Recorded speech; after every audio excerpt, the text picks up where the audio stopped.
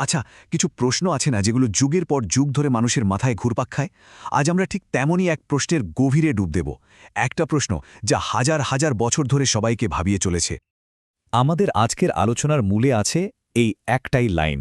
দেখুন, এই এক লাইনের মধ্যেই কিন্তু দুটো জিনিস আছে, একটা বিরাট প্রশ্ন আর তার সাথে একটা চূড়ান্ত ঘোষণা। চলুন এই লাইনটা ধরেই এগোনো যাক। তো চলুন প্রথমে প্রশ্নটা নিয়েই ভাবা যাক।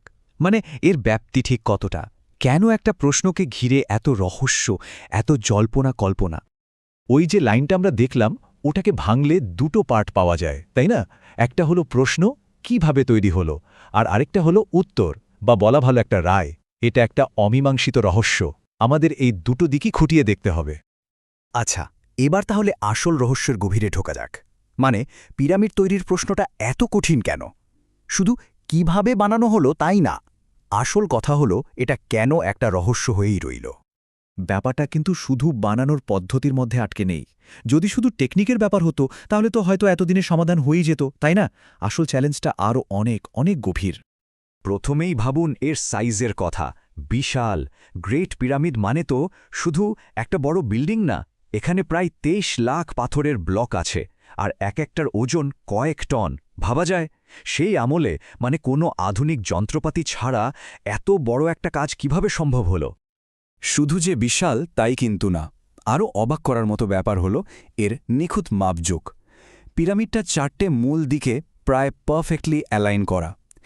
এই লেভেলের প্রিসিশন আজকের দিনেও কিন্তু সহজ না। তাহলে হাজার হাজার বছর আগে এটা কিভাবে সম্ভব হলো?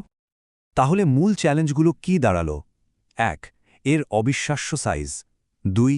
একদম নিখুঁত নির্ভুলতা। আর 3 নম্বর, আর এটাই হয়তো সবচেয়ে বড় ব্যাপার, সেই টেকনিকগুলো যেগুলো সময়ের সাথে হারিয়ে গেছে। এই 3টে জিনিস মিলেই কিন্তু পুরো বিষয়টাকে এত রহস্যময় করে তুলেছে। কিন্তু আসল প্রশ্নটা হলো, এটা আজও অমীমাংসিত কেন? আমাদের মূল লাইনের দ্বিতীয় অংশটা মনে আছে, এখনও অমীমাংসিত একটি রহস্য। চলুন এবার এই দিকটা নিয়ে একটু ভাবা যাক। আসলে মূল সমস্যাটা হলো সময়ের।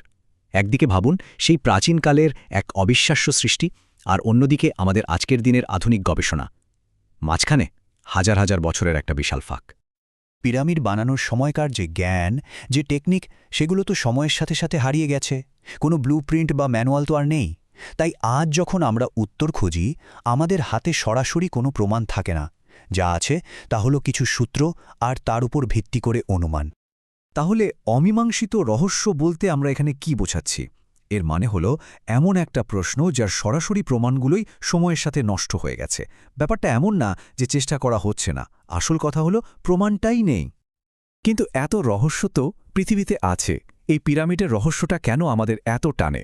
চলুন অজানার প্রতি মানুষের এই যে একটা অদ্ভুত আকর্ষণ, সেটা নিয়ে একটু কথা বলা যাক। এর কারণ হলো এই রহস্যটা আমাদের নিজেদের ক্ষমতার সীমা নিয়ে প্রশ্ন তুলে দেয়। এটা আমাদের আজকের দিনের ভাবনা চিন্তাকে একটা ঝাঁকুনি দেয়, মনে করিয়ে দেয় যে আমরাই হয়তো সব সময়ের সব জানতা নই। এটা আমাদের বহু বহু পুরনো একটা সময়ের সাথে জুড়ে দেয়, আর অজানার যে একটা ক্ষমতা আছে সেটাকে সামনে নিয়ে আসে। তো আমরা আবার সেই মূল লাইনটাতেই ফিরে এলাম, অমীমাংসিত একটি রহস্য। দেখুন, এটা কিন্তু শুধু একটা লাইন না, এটা একটা অনুভূতি।